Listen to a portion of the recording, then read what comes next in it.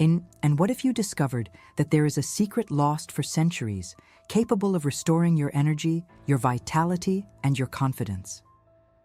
But it was hidden from you for a long time. Michael never believed it until an unexpected encounter changed everything.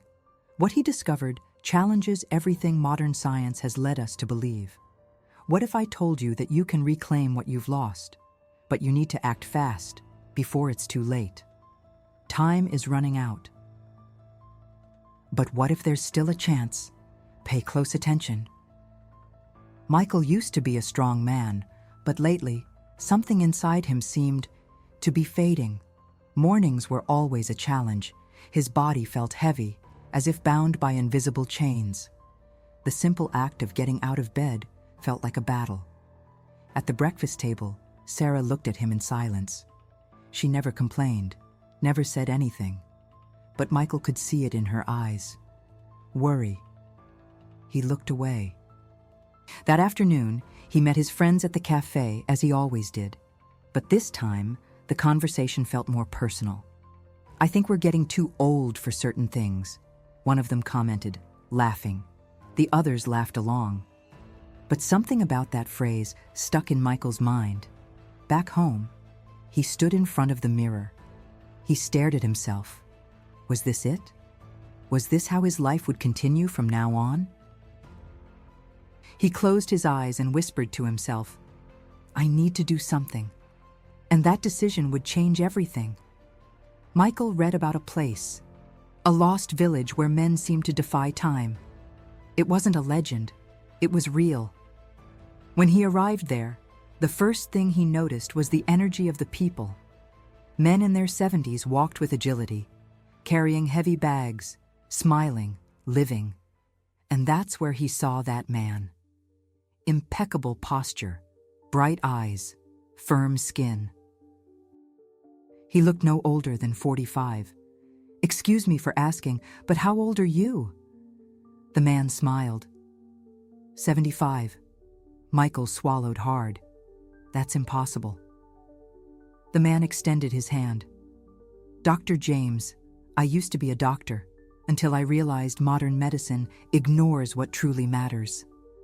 Michael stared at him, feeling the weight of that phrase. "What did you discover?" Dr. James smiled again. "Come with me." In Dr. James's house, the air was thick with mystery. The doctor began preparing something. He took a ripe pomegranate, removed the seeds with surgical precision, and placed them in a blender. Then came the beetroot, then the ginger, the thick, dark red liquid poured into the glass. "Drink." Michael looked suspicious. "What is this?" "Something that can change your life." He took the glass.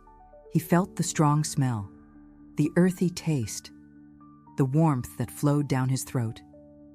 And now? Dr. James smiled. "Now, you'll drink this every day for a week, and then we'll see what happens." For the first 2 days, nothing happened, but on the third day, he woke up before the alarm. He didn't need to struggle to get up. When he arrived in the kitchen, Sarah looked at him, surprised. "You seem different today." Michael frowned. "Different how?" She hesitated. "I don't know, but you seem alive." He didn't say anything. But as the days passed, the changes became impossible to ignore. On the 5th day, he noticed something startling. He had forgotten he was tired. The feeling of heaviness was gone. And that was just the beginning. Dr. James opened an old book and showed it to Michael. Drawings of warriors holding chalices of a dark liquid. "This was known centuries ago," Dr. James explained. "Then why doesn't anyone talk about it?" The doctor sighed. "Because it doesn't make money." Drugs do. Expensive treatments do. But a natural juice? No. Michael felt a chill down his spine. "So what I'm feeling is real." Dr. James looked at him. "You already know the answer." When he returned home, Michael told his friends. They laughed. "Oh, sure. A magic drink, huh? Ricardo, the most skeptical, crossed his arms. If this is real, then stop drinking it for a week. Let's see what happens. Michael hesitated. All right. But he wasn't prepared for what would come. For the first 2 days without the drink, Michael thought maybe Ricardo was right. He still felt fine. He still woke up with energy. Maybe it had all been a placebo effect. But on the 3rd day, the truth hit him like a punch to the gut. He woke up with the same sluggishness as before. His body, which in recent days had felt light and agile, now felt heavy again, dragged down by time. On the 4th day, the exhaustion returned like an invisible weight on his shoulders. On the 5th day, it was as if the old Michael was back. He tried to ignore it. He tried to tell himself it was just normal tiredness, but he knew the truth. What he had experienced before was real. And now, it was slipping through his fingers. That night, Sarah noticed, "Michael, you seem different." He ran his hands over his face, exhausted. "I guess so." She squeezed his hand. "You know what you need to do." He looked at the clock, 11:47 p.m. He took a deep breath, got out of bed, walked to the kitchen, and opened the fridge. There it was, waiting for him. Without hesitation, he took the glass and poured the dark red liquid. He drank it slowly, feeling the warmth spread through his body. He knew that the next day, everything would start to change again. The doubt was gone. Michael returned to the cafe the next day. His friends were already waiting. "So, Michael? Back to normal, right?" Ricardo mocked. Michael smiled and took a bottle out of his bag. "Drink this for a week, then we'll talk." The friends exchanged surprised glances. "What is this? What changed my life?" Ricardo laughed. "If I drink it and nothing happens, you'll never hear the end of it." "Fine," Michael said. "But if something changes, tell me." The friends accepted the challenge. For the first few days, they drank it without enthusiasm. But as the days passed, something happened. The results began to show. Ricardo was the first to admit it. "Michael, I think there's something to this." The others started reporting changes too. One of them commented, "I haven't felt this energetic since I was 40. Even the town doctor started to notice." "Michael, I have to admit, your friend's tests show significant improvements. What exactly are you taking?" Michael smiled.